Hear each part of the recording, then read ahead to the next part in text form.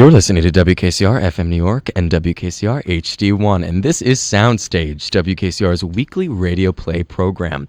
We're back this week with another original student work. This will be our third student work in a row. We're very excited. We'd like to encourage anyone out there with a play they'd like to hear on the radio to submit it to us. Just email us at soundstagewkcr@gmail.com or follow us on Instagram at soundstage_WKCR. That's soundstage_WKCR. We are very excited to kick off Soundstage Spooky Season with a play I think could best be described as a whodunit, a classic detective mystery play. So we're very excited to have that to start off this Halloween season with you. We're joined by a terrific group of 5 actors, and the playwright today, Charles Bonkowski, and my co-producer, the wonderful Ale Diaz-Pizarro. Say hi, Ale. This is a little awkward because I have to stand up from the chair to do it, but hi, thanks so much for tuning in. Yeah. Very excited about the play tonight. Woot woot.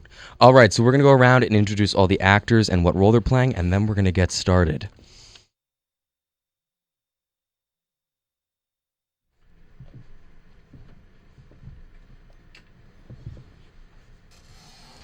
I'm Amelia Mason. I'm playing Silvers.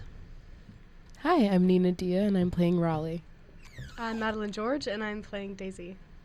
I'm Joao Santos, and I'm playing Vasily. I'm Casey Rogerson, and I'm playing Felix.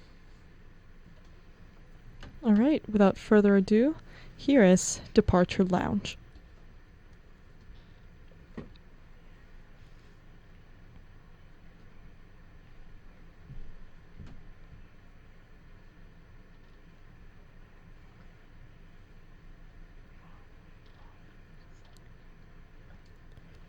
Don't put your feet up on the seats. Why not? You and I both will be bereft of legroom for the next 8 hours. You just don't. And I shouldn't have to tell you that. You're the detective invited to a Belgrade conference on the problems of modern forensics and false conviction rates. I'm your assistant, who makes sure you don't forget your passport.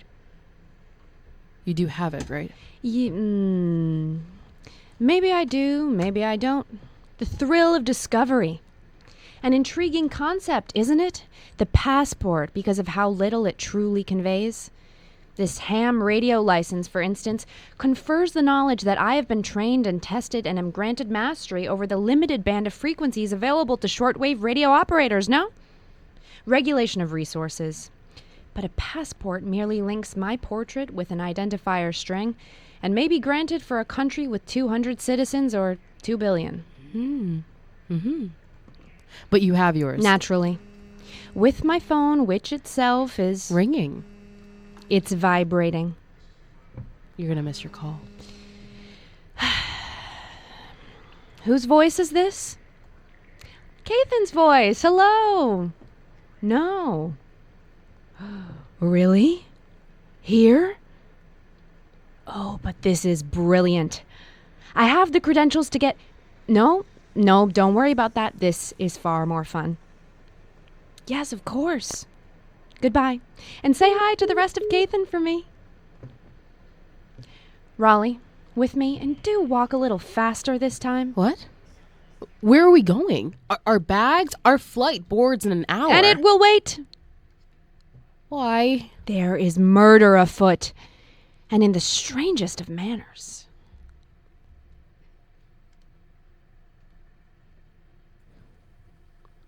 The facts known, as conveyed by a slightly off-put security guard. At 10:45 a.m., a small, non-commercial 4-person Archer plane took off from Newark Airport, headed west. The passengers were businessman and collector Tobias Lighthizer and his 2 children, Daisy and Felix. It was piloted by Vasily Jasper, Tobias's lawyer and longtime family friend, who had recently got his pilot's license. At 11:17 a.m., Tobias passed out and was unresponsive. Jasper immediately turned the plane around and radioed Newark about the emergency. When they landed, it was discovered that Tobias was dead, stabbed in the side. A large amount of blood was present on his seat, but there was no signs of a struggle in the plane nor recorded over the radio. And despite a thorough searching, no weapon has been recovered from the plane. All the passengers deny knowing anything about how it occurred. My boss, who is somehow authorized for private interrogations, thinks she can crack it before we miss our flight. So we begin with the interview of Daisy Lighthizer. Now tell me. Who are you? And why are you here? My dad just died, and now you're in your velvet coat? My name is Vivint Silvers. There's my assistant, Snow Raleigh. I'm here to tell you how and by whom your father was murdered, because I refuse to believe it's as easy as that. Easy as what? Well, that all of you offed him. Call me a murderer again, and I will be one. What she means to say is, there's a simple conclusion that goes like this. There's no one else in that plane. There's nowhere to hide. Tobias was sitting in front of you and next to Jasper. For him to be stabbed, for him to bleed out in such a small, confined space, someone would have seen something. For you all to know nothing, they'll say, means you all knew it. I didn't kill him. We believe you. We do. But to prove that for the police, you have to talk to us. And I have to do it now? An hour later? While there's still his blood on my shirt? Unless you want to come to Serbia. Though maybe they won't like that. I don't recall the state of Serbian extradition treaties with the U.S. specifically, although I'd assume they abide by EU specifications. Yes, now, please. Fine. This flight, then, it was for fun? Going nowhere? Just for fun. Vasily, Dad's friend, was getting his pilot's license, sort of a midlife crisis hobby. He was just talking about it for months until we'd all gotten sick of it. Dad was with him for business, but he must have told Vasily that Felix and I were in town so he could invite us along. I think Dad was a little surprised we actually showed up, though. Surprised? We're not kids anymore. We have lives and we're busy. I dipped on Vasily's first flight for a club meeting. Such stupid things. Today was different. I just felt bad. Even when I'm home, he's gone so often on trips. So you arrived, got on the plane, took off all the plane things? Who sat where? Vasily in the pilot's seat, Dad in the co-pilot's. I was on the left, behind Dad, Felix on the right. Nothing unusual? I'd never been on that small a plane. No idea. Dad was looking back at us a lot. Maybe he thought we'd be worried about Vasily's skill or lack thereof, but me and Felix, we love it, no matter where we're going. Went with Dad all around for his art collecting, business conferences, up until... It happened. Up until that, it was all fine. Felix and I were talking about school, pointing out the buildings below that we thought we knew. Dad and Vasily were chatting. I couldn't hear them over the engine. Art, probably. That's how they met. Both art students who sold their souls into big money professions, but kept trying to get back into it. Could talk and talk for hours if you wanted them to. Long museum trips? Yeah. An idyllic outing. Yes, I see it. Then what? It's abrupt? No warning? Your father with an inexhaustible list of things to say and a plane of people who will listen to him just stops? He was leaning over, talking to Vasily. Vasily, he was taking the whole plane thing seriously. I don't think his hands left the wheel that entire time. Then Felix wanted to ask him something, and he just sort of slumped, like a string got cut somewhere. It's all on the radio afterward. I don't want to say it again. Felix panics, Vasily panics. I tell them to get the plane to the doctor ASAP, and then we land back. Same runway and everything, except it's so much worse this time. Airport security hustles us off to this room before I can even really see him. You're looped in on your father's will? What he left, who he left it to? Either spit out those implications or shut up. But it was a normal will, right? To his children? Like hundreds of millions of wills from people where it isn't considered incentive for murder? Ask Vasily for the details. But there is one thing. If Dad left inheritance to all his kids, they'd have to figure out how to split it 17 and a half ways and leave some insurance just in case. Before he settled down with Mom, he was the most attractive art student in all of Germany, and rich enough not to worry about it. Only legitimate kids, that's Felix and I, get anything. Is that it? Actually, Do you think they could have done it?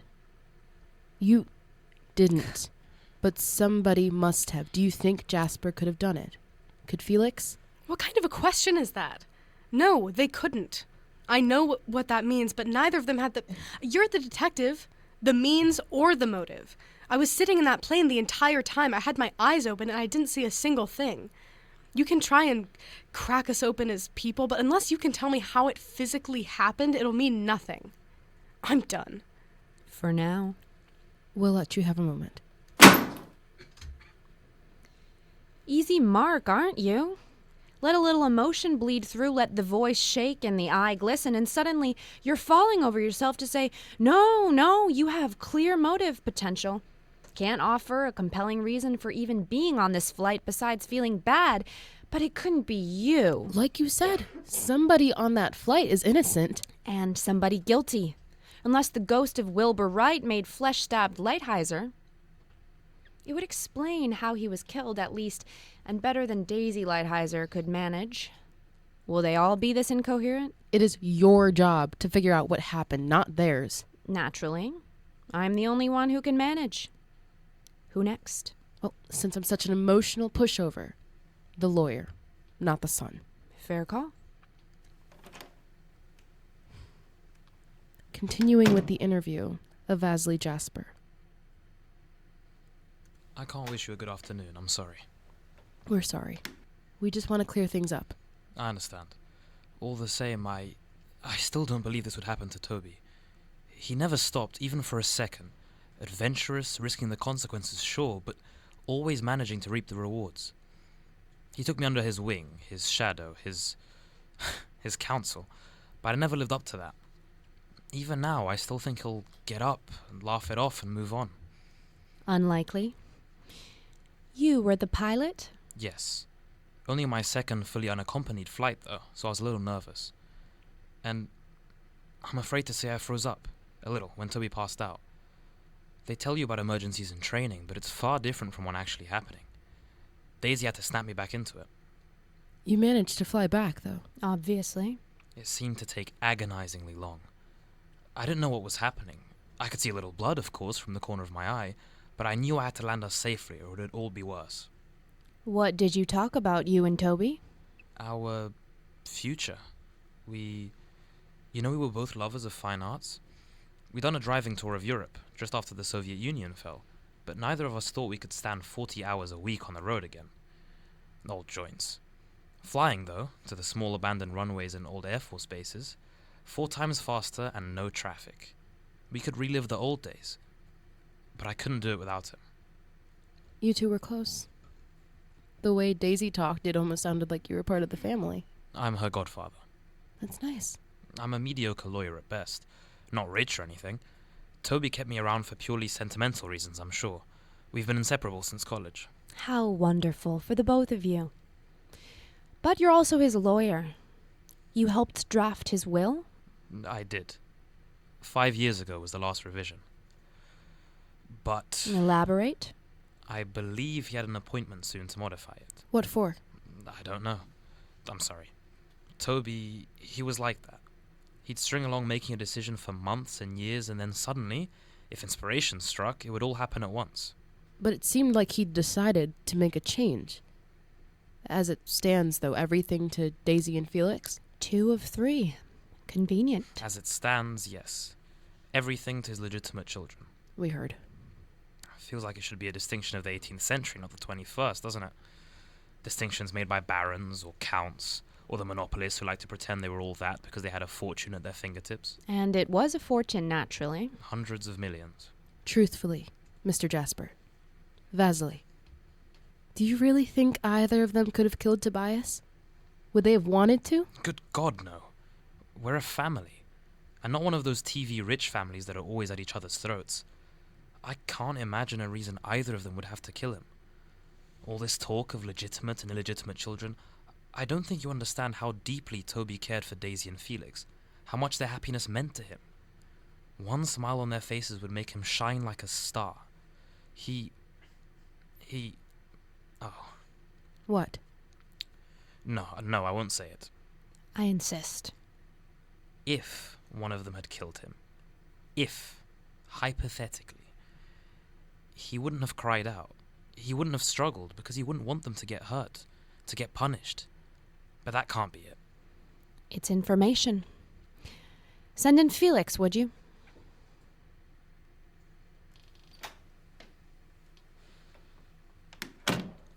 He was useful. Or guilty.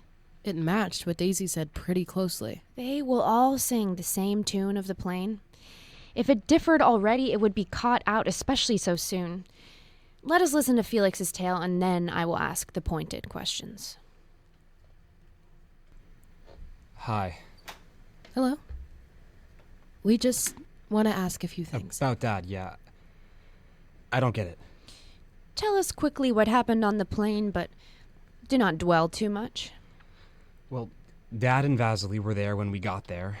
Dad seemed cheerful. He said we'd fly all the way across the ocean to the shelving slopes. Dunedar, I think. We visited there once. Always loved promising a grander trip. You might have liked him. Did he promise that when he invited you? I don't think so. But your father called and invited you. It was Vasily who called me, but just to pass along Dad's message, time zones, I think. Did your dad call you a lot? It depended, I think. I think he always wanted me to call him, but it's just the time. It's never quite right. But when he did call, we'd talk for a long time. A lot of it, him talking. My mom used to be the same way too. Nothing to feel. You had a good relationship? I should say yes, right? I don't know. It felt like he always wanted me to be him, to go on wild adventures and drink and party and spray paint the subway walls with a modern-day Rembrandt. And I can't do that. On the plane, when he... I just stalled out. I couldn't think of what in the world to do to help. Running ahead of the world, acting like you're never going to die, that can't be me. Daisy went through the same, no? Your father, he seems to have been enlightened enough to allow for the female rakish rogue as well. Rakish rogue? What? I guess. She went through it a lot faster, though. Decided on geology and sustainable power, hard science. But now that I study film and composition, Dad expects me to be the one to, I don't know, unearth his buried art. His what? He was an art collector. Rare paintings, medallions, sculpture, mostly Baroque, but dating back to ancient Greek and Roman stuff, and from Asia Minor, anyway. He didn't want it commodified, turned into an asset that appreciated or got inherited. He wanted it to be his. An entire Tobias Lighthizer collection. So he hid it away somewhere with like 25-digit codes in the way. Creating future adventures, so to speak. A bit of sport and no doubt incredibly frustrating for the museum curator who finds himself a knockoff Indiana Jones if any of it is to be retrieved. But that is the prize. A whole wing of a museum for sure. But having your name on the doorframe just isn't enough for him. Nobody ever reads those things, except me. You ever heard of Mary Elizabeth Adams Brown or Junius Spencer Morgan II before? Didn't think so. Met donors. But what does this have to do with today? I mean... Murder happens because someone wants the dead that way. Your father's money. Your father's enemies. All that matters. Did he have any? Money or enemies? I suspect she means the latter. Anyone who he angered in all of his years of being an adventurer, who wanted his money, jilted lovers. Okay, I understand why you'd say that, but he knew that too. That like running around like the world belongs to you might be bad, especially with all the dangerous stuff he was doing. So he tried to make amends, and amends work a lot better when they have money attached. You're telling me he had no enemies? Sell me the Golden Gate Bridge while you're at it. There were people that didn't like him. He was annoying and bombastic. People were jealous of him because he acted like it was easy, but I don't think there was anyone who would have killed him over it, and how could they have anyway, in a plane? You cut straight to the crux of the matter. I mean, then, do you think either of them could have been the one to kill him? Daisy or Jasper? No. I don't get it. We had disagreements, too. We were a regular family, but nothing you'd ever think about if he wasn't dead now. Vasily still thought Dad was too reckless, and Dad still thought he was too hesitant. Daisy missed an internship this summer and got tetchy about it for a month, but even if that was enough, somehow it couldn't have happened. Vasily was piloting the entire time, and Daisy was talking. I was right next to her, and Dad didn't even say anything. He didn't move. He didn't hurt. I just don't get it. Yeah. Neither do I, yet. The shape is there, I know it is. The outlines but blurry, distorted as if they remain underwater. Leave me for a minute. I need to think, to grasp the past and see how it rotates. Not you, Raleigh. You stay. They have a point, don't they? All of them. We're no closer to how Lighthizer was killed. Shh. You said you had something. The sun has the same outline as a ceramic plate, yet they are vastly different in all other aspects. Only when you touch one are you burned. It's in the past now, contained 2 miles above the ground in a trail no one can ever follow, but I need to be close. It was Jasper who radioed about Lighthizer, was it not? The pilot stays on comms with the tower. That's what I was told. The full back and forth isn't out yet. We're here too early of event. No one can tell us anything about the weapon, the timeline, whether there have been any incidents in the past. All we have is what they themselves say, however accurate or not it is. What did Jasper say? Exact words. You're ignoring me. You're stating the obvious. Isn't it cruel to drag it out when there's no way we can get a conclusive answer here? They don't want to relive it. They don't want to talk to you. They need to process and go home and cry or something. I know you. You picked this up out of curiosity. The idea that you could break this apart like a puzzle. But we're no closer, and you've made a bad situation worse for these people.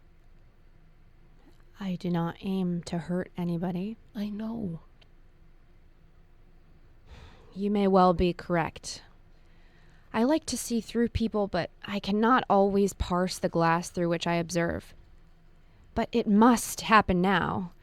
Forensics will nail down time and wound, but there is nothing they can discover about what took place on that plane. The memory is raw, yes, but fresh and visceral. Now is not the time to let it settle. Even if you do find something, though, it won't help. Nothing to discover means nothing to prove. No, you misunderstand. The proof is another exercise. I will explain. Play back what they said, each of them, when we asked them to accuse any of the others. All at once. Hear the commonalities. What kind of a question is that? No, We're a they family. couldn't. I don't get I it. know We had what that means. disagreements. Neither We of them were are a You're regular the detective. family, The but nothing means you'd or ever the think about if I it was wasn't sitting in have that to kill plane him. the Dead entire now. time. I had my eyes open and I didn't see a single thing. You heard it? I heard a lot. They don't protest their own innocence. You say it is cruel to make them relive today those events, wonder back at how it could have happened. I say it is crueler still to have them wonder every day of their lives, those who are innocent of who and what killed Tobias Lighthizer. Do you agree? Doesn't seem right. Hard choices. If you still think I'm hurting them, I will take your word. We defer again to the local authorities, return to our gate, and forget the matter in a haze of jet lag and twisting European streets. I'm good at forgetting when I need to be. No. If we're really as close as you say, then they deserve to know. Can't stick around with you and not believe that. Your confidence is appreciated. Now, continue. What were Jasper's words when the plane turned around? Let me see. Archer 179 is this Newark ATC. Took off west about half an hour ago and have a medical emergency on board and request immediate return. Need a runway ready. Sounds standard. what they train pilots to say. Is there background chatter? I only have the transcript printout, not the radio logs themselves. Give me a screwdriver and I'll strip that plane for parts myself. And you know what, Raleigh? I think I will. We can leave these people to comport themselves a while longer. I need to see those wings which carried Lighthizer to his death. Stay there. Continue whatever it is you're doing so long as it isn't conspiring against me. We're going to see the plane. Do you need my help? Unless you are pilots yourselves. No. I need my observations uncolored. I've heard your stories about what happened. Now, I'll see it for myself. It is the closest I get to being there as it happened, watching these inexplicable events unfold. Presumably, disappointingly, falling within the conventional realms of physics and human capability no matter what it seems now. Don't they always? Yeah, usually. Such a plain existence. Haha, plain.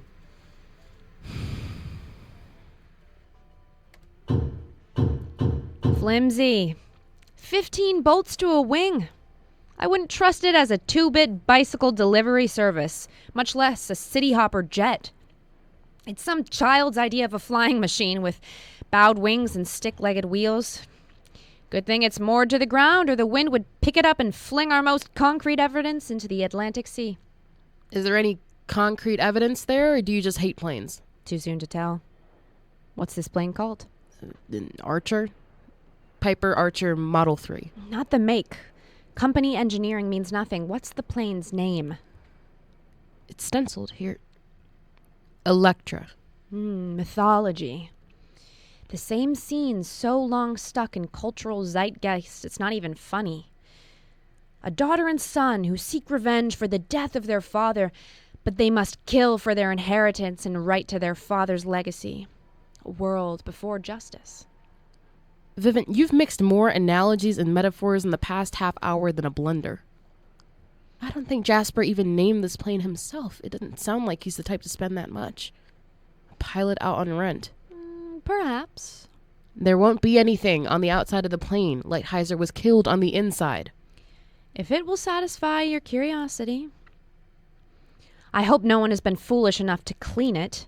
The whole airport staff scampers about whenever one lands with alcohol and disinfectant in hand, as if the world is better off sterile. If that is the case, oh, lucky us. No, we're not lucky for this. The human body contains roughly 5 liters of blood, and it looks like Lighthizer spilled all of that across the seat.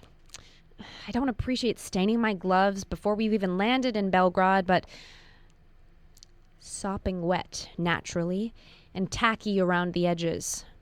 Wet blood across the seat, floor, handles, anywhere where they moved him. And still... Should you really be swiping through it like that? The police will still need to come by for evidence. It's been disturbed enough already, and besides, the police will find what they expect to find. You edited the notes for my talk. You know the ways in which forensics is manipulated and falls short. Besides, for them, it will be a shot-in-the-dark analysis for the sake of analysis. Me? I know what I'm looking for. And for the unenlightened? 2 things. First, there is no hole in the seat's backboard. I did not expect to find one. Lighthizer was stabbed in the side, but it does make it more difficult for Daisy or Felix to have stabbed him without the other seeing. Jasper, of course, would not have faced the same obstacles. But they both said he had his hands on the wheel the entire time. And the backboard's not that high. They would have seen. All true. Yeah, and not very conclusive. What's the second thing? The blood has dried fully beneath. And that means something? Too early to tell. It's an anomaly. Something out of line with the times given. If it was all deposited at once, there should not be 2 distinct layers. Let me just get out. Ow! Are you right? I'm fine! Go check it for me. How does the outside of the plane feel? Cold. And the wheels? They're hot. Some of the rubber's flaking off. At high elevations, the ambient air temperature drops quickly, especially with a headwind. The friction of slowing from 100, maybe 200, well, some speed to zero generates a lot of heat. So you're saying the plane was actually flying? You're the professional and all that, but didn't we know that? In this day and age, it's incredibly easy to pin someone to a location at a time. Phone tracking, security cameras, vehicle data. It's a gold mine, no doubt, but we rely on it far too much. If you can fake someone's location, drop off the grid, you're suddenly unassailable from 1,000 modern means of detection. If. There are runway cameras. I know. I've watched more random plane landing videos than I should have. Not super high resolution or anything. They're not designed to capture individual people like building cameras. But they're definitely good enough to see whether a whole plane takes off or not. It doesn't make sense. Any of it? Why here? Why now? The killer would instantly draw suspicion upon their own head, sitting alongside Lighthizer as he died. A faked flight, a locked room with a back door, all that is the opportunity. Who would dare risk this? No, don't answer that. The Electra flew, and Lighthizer died there. It is the same 3 suspects we have from the beginning. And now, I have more questions for them.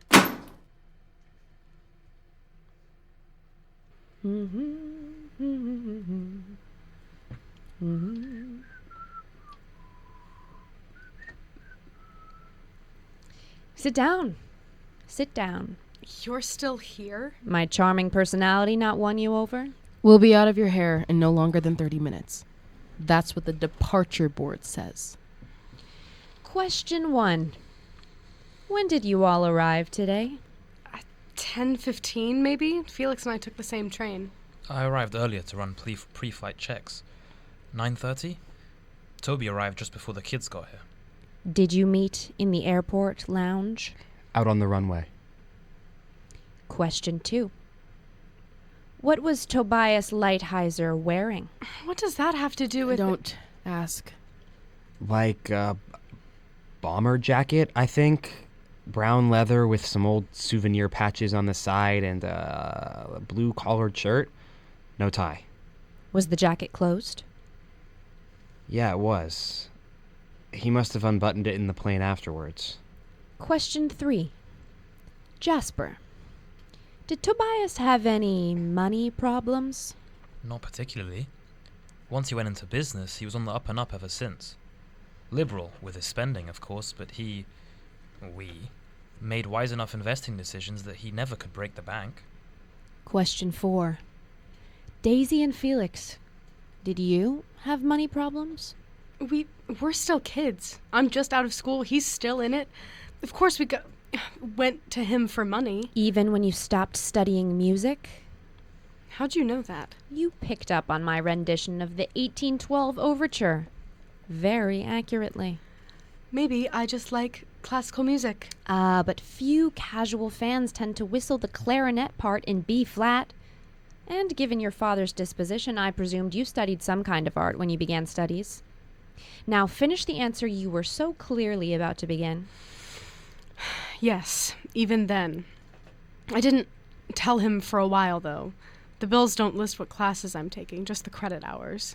Didn't you want to go back for a master's? Eventually, not now. He never thought much of the field. Rocks and hotter rocks. And rock soup. Question 5. Daisy and Felix, where is your mother in all of this? Tobias's wife? She died too, almost 6 years ago now. Taylor Sadgerin. Biking accident. This, at least, seems rather irrelevant. Why not dredge up the most painful points of our lives just when our dads died? I'm not expecting anything less from the woman who started with, hey, maybe you all killed him. All your play acting at detective work? Daisy, hey. It won't bring him back. It won't fix this. We're sorry. And we will have answers very soon. They won't return him, but they'll hopefully make things better. We're certainly not making light of it. Yes, I'm Sorry. sorry. Not like I can stop you. Jasper, do you collect art?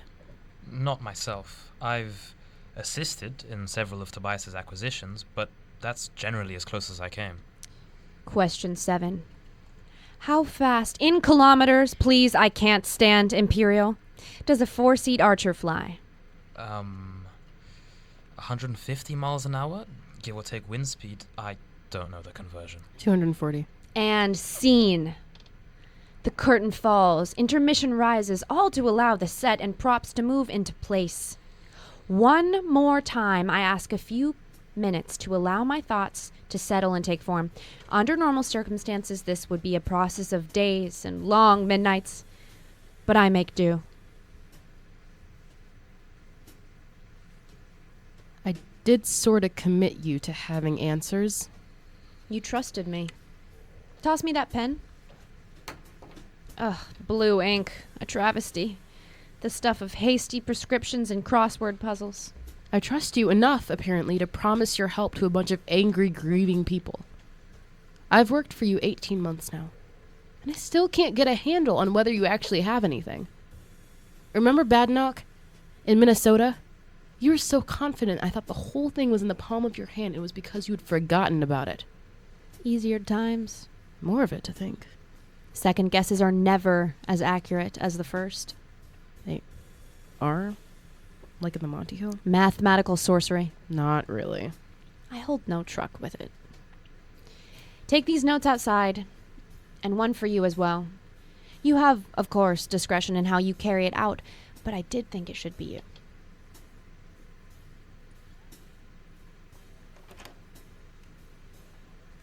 Is this... Really? It fills in the outline. All right, then.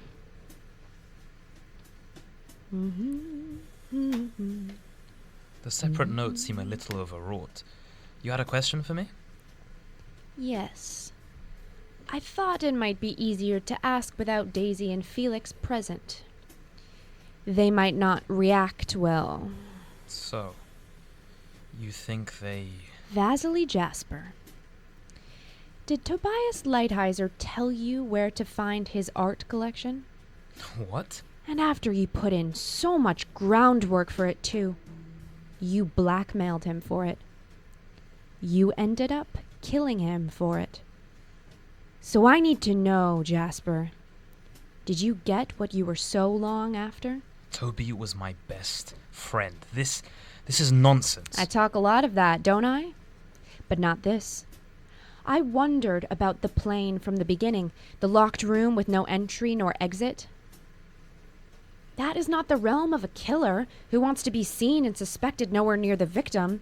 The locked room is where threats are made, promises coerced by the one who holds the key. The pilot flying the plane. You, Jasper. You're making us... The second sticking point. No struggle, no weapon, no chance for you or Daisy or Felix to stab him on board without being seen. Darling Raleigh reached for fancy without seeing the obvious conclusion. He was stabbed before he ever entered the plane. Bleeding out takes long, painful hours sometimes. You, yourself, were the only one with the chance to do so before his children arrived. And all without a shred of evidence. First-year middle schoolers know you need more than that. Why do it, Jasper? Because you are jealous. You and Lighthizer begin as inseparable lovers of art, but the world is harsh and cruel, and you agree. Together, I imagine, to give it up for more profitable ventures. Law and business. Your years are moderately well spent. They leave you, as you admit to me, only a mediocre lawyer.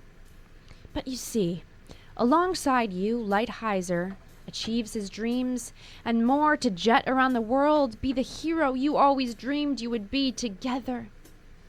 Sometimes he deigns to take you with him, other times, his children who he dotes on. Then you learn he doesn't even intend to share a fraction of the art he acquires, but to hide it away for his son or his legacy. You arranged its procurement, and you will never see it. But Lighthizer has a secret too, newly relevant. A strange man, you said. 18th century sensibilities instead of 21st, who wishes the bloodline he leaves behind to be seen as legitimate. They aren't, are they? Of course they're not. Anyone who ever knew Taylor could see. She knew, obviously, but she dies, and Lighthizer changes the will soon after, so the myth of their legitimacy is set down in writing. Perhaps you even encouraged it, knowing how it could be exploited, the ways you could twist it with your memories of his younger days. You always were the one who thought ahead, for all the good it did you. But the problem is, how do you blackmail a man with his will? Most only worry about it if death is near, and Tobias Lighthizer was not a man who believed he would die. All your early prodding succeeded in doing was making him decide to change his will. An appointment with you, too. The audacity. He must have been proud of that. What could you, the quiet, spineless one of the pair, ever do to him? So, you plan. You need him to be scared, to fear his death. You need him to worry about his children's futures if he dies now without changing the will. You need him to be in your power.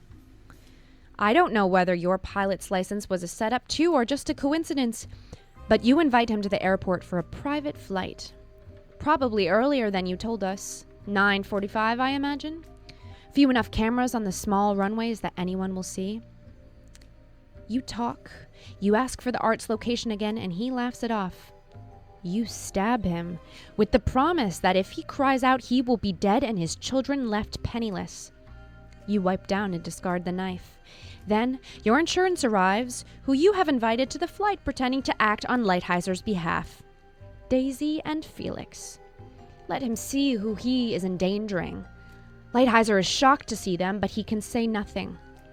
You take off, some of Lighthizer's blood smearing on the door and the seat, but you can only see it from where you sit. And you are alone. Too long. Too long. It was never supposed to go this way. To kill him. You imagined he would give in quickly, that you could land and see him treated discreetly, naturally. No one would ever know. The airspeed of an archer is 240 kilometers an hour, meaning that in half an hour flying west, you would be nearly over Lehigh Valley International Airport. But you must fly the long route back to Newark where your treatment waits, and by the time you arrive, Lighthizer is dead. He believed in his own strength till it was too late. He told you, didn't he? The last thing he did. The happiness of his children over the glamour of his legacy. I always knew he would. The hero and the sap. Some crumbling castle on the Scottish coast. Dunatar. The shelving slopes. What does it matter to you? You tell a nice story, Vivint Silvers, but it hardly proves anything. Even the most bloodthirstily sympathetic jury wouldn't believe it. You should have learned from Lighthizer. Learned what? You are never invincible, nor quite so clever. Perhaps my story cannot convict you, but I am respected enough to have you detained while the knife is found and analyzed. Modern forensics still takes a couple days to come to strict conclusions. And it will set me free. Raleigh has told Daisy and Felix what I told you, if more kindly. And for all their faults, Lighthizer saw what you never did. That they, too, embodied every brilliant part which drew you to him so many years ago. All the adventure.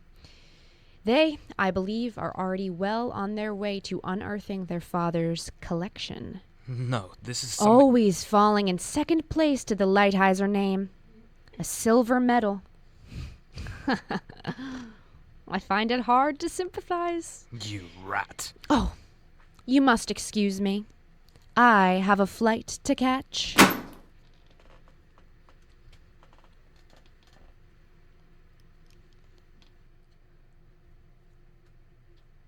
So once they left, I put in the call to the airport police with the credentials they gave me.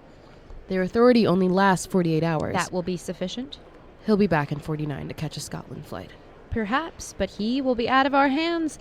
And I believe precisely what Tobias believed the two young Lighthizers needed. A villain to propel the adventure which he laid out beforehand. Artistic, is it not?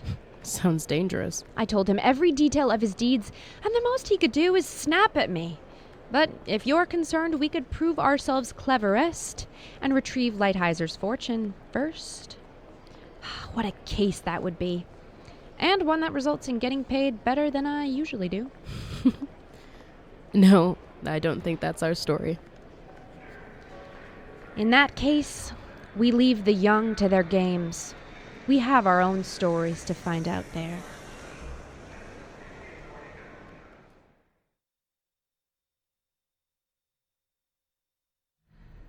That was Departure Lounge by Charles Bonkowski here on WKCR SoundStage.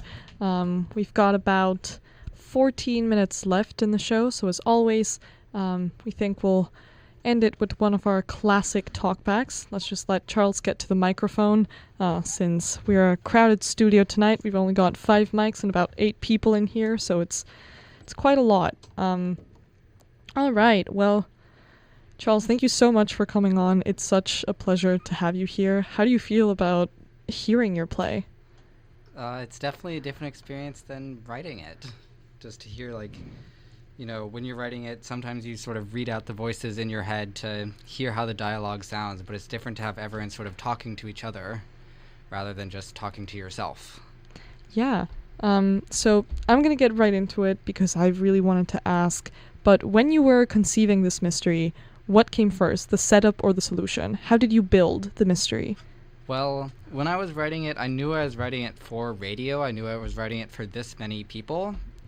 And it turns out that it's kind of difficult to write a murder mystery in which there's only 5 people at all times, especially with a detective and a detective's assistant. That leaves you with not a large pool of suspects. So I knew it sort of needed to be a closed room case, not a lot of opportunities for people to have come in from outside. And since I was actually going on a long flight myself when I thought of this, then I thought an airplane would be a fun place to set the murder itself. Yeah, did you know the solution before you started writing it? I mean, I wrote some of it without knowing the solution first. I sort of needed to set up who all the characters were and what their relationship to Tobias was, but I definitely needed to know how it all worked out before I wrote the ending. Yeah, well, for sure. And I want to ask the rest of the cast whether they saw it coming. What were your theories on who the murderer was? With the line, he never took his hands off the wheel, I was like, ooh, an airtight alibi? I don't think so. So I was big Sherlock Holmes fan. I was like, delayed murder. I was like, delayed stabbing. And it sort of was. I mean, not quite as complicated as some of the Holmes ones where it's like all about pressure and like timing and whatever. But I was very suspicious of the adult who seemingly had no access to the death means, because technically no one had any means. Mm-hmm. But when he said that, I was like, I don't know about that. I don't know. But I had no idea how or why, especially why. I was like, okay, but I can think of no motive. So that was my impulse. Yeah. Any other theories? Anyone think it was going to be anyone else? And I mean thinking, not hoping, because I see you smiling. I think Felix had the motive to do it. He was upset that his dad wasn't giving him enough attention, and I really wanted it to be a Daisy Felix team up. I was hoping sick. The first when I read it for the first time, that's what I was hoping. Siblings, yeah. A reverse Electra and moment. it would have been, they could have Yeah. framed Jasper, which would have been like really. Well, Electra came up, and so then I was like, ugh, Yeah. it's the kid, but Yeah. no, Yeah. throwing Well, us off the scent. there was a really brilliant comment made earlier about how, like, you could just tell it was going to be Vasily because whenever you pick an actor with a non-American accent, that's the Joao. villain. I mean, to be fair, I didn't know who the actors were going to be. That's true. So this I have to say, this is Joao's debut on SoundStage, and what a radio voice right there. Let's give it up.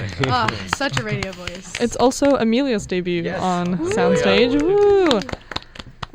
And Casey, have you been on before? John and I did an Oscars Which will be happening later. prediction show, but I haven't been on SoundStage. Well, then it's three people's debut. You heard Madeline all throughout the summer, and you heard Nina last time, and ages ago in Edward Albee's Three Tall Women, which might be better left forgotten. I loved that, by the way. I will never I'm- forget.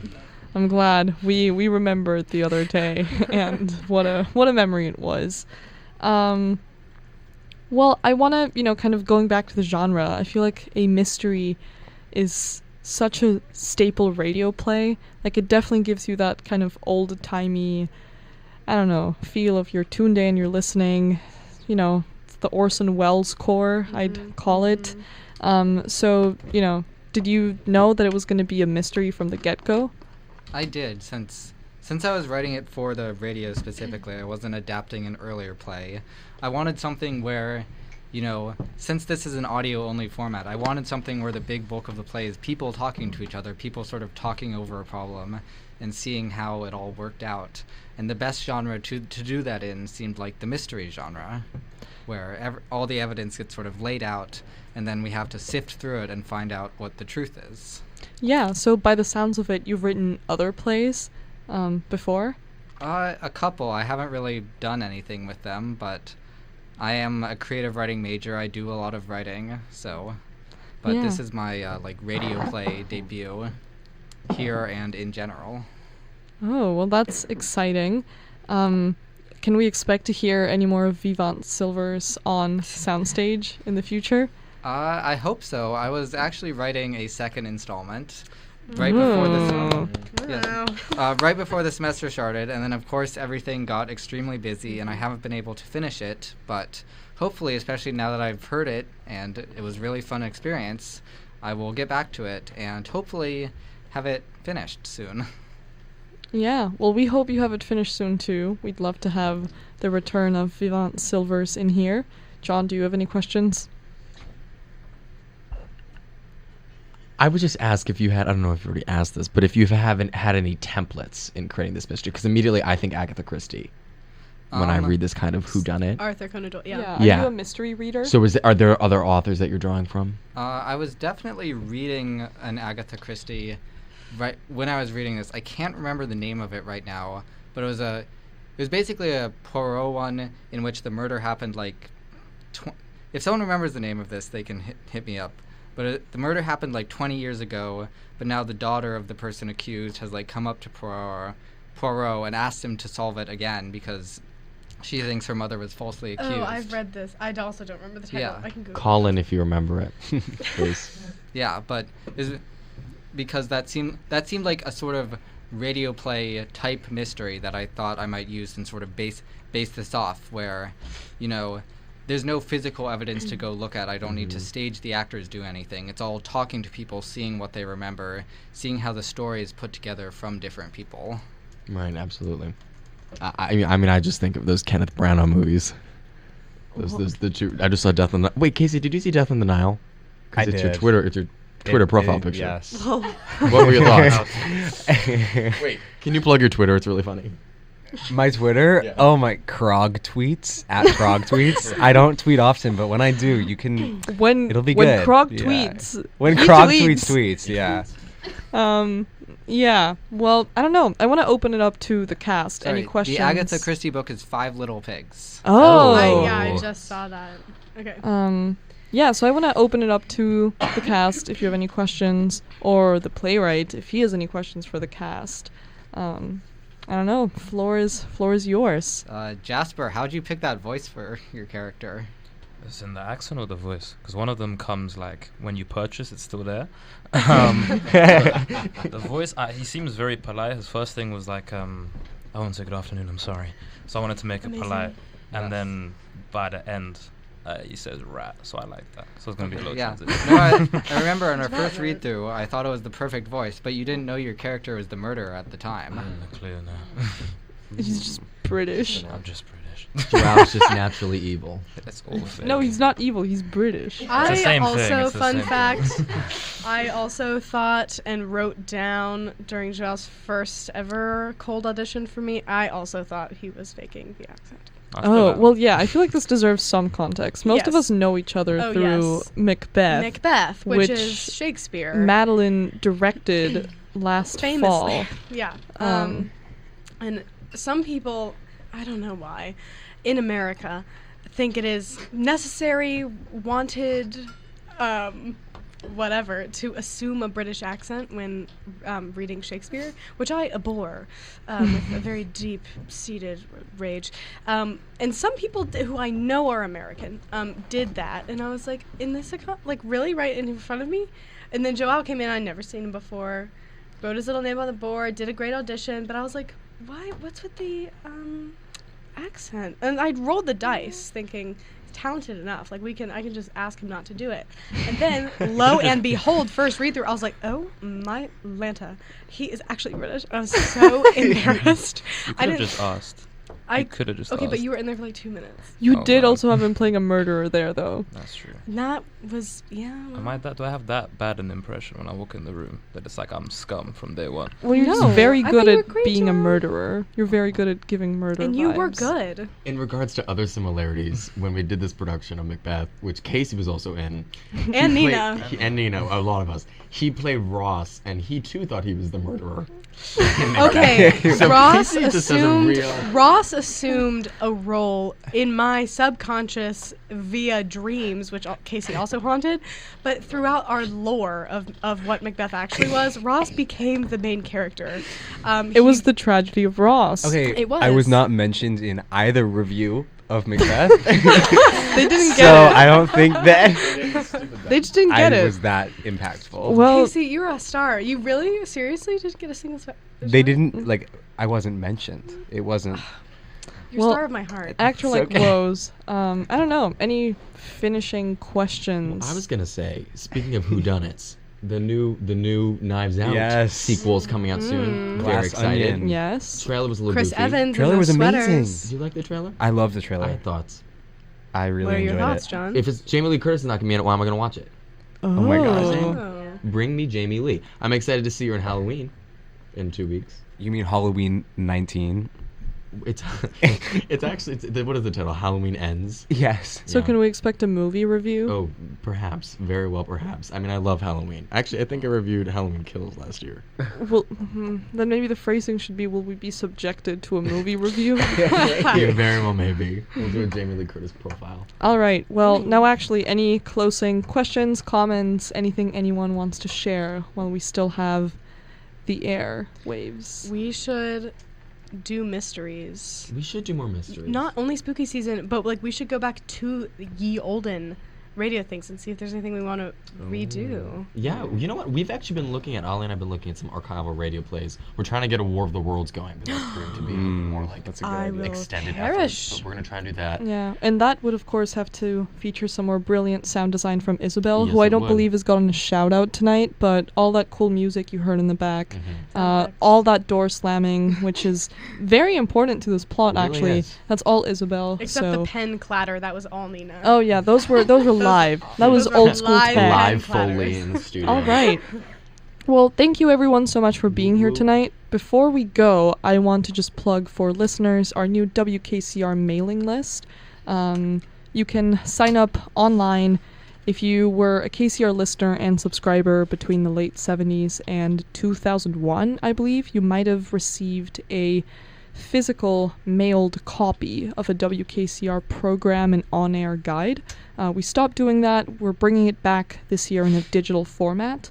So if you want to hear more from WKCR, hear more of our updates, see what's going on around the station, and learn more about our special broadcasts every month, you should definitely sign up for our mailing list. You can do so on our website or by calling me at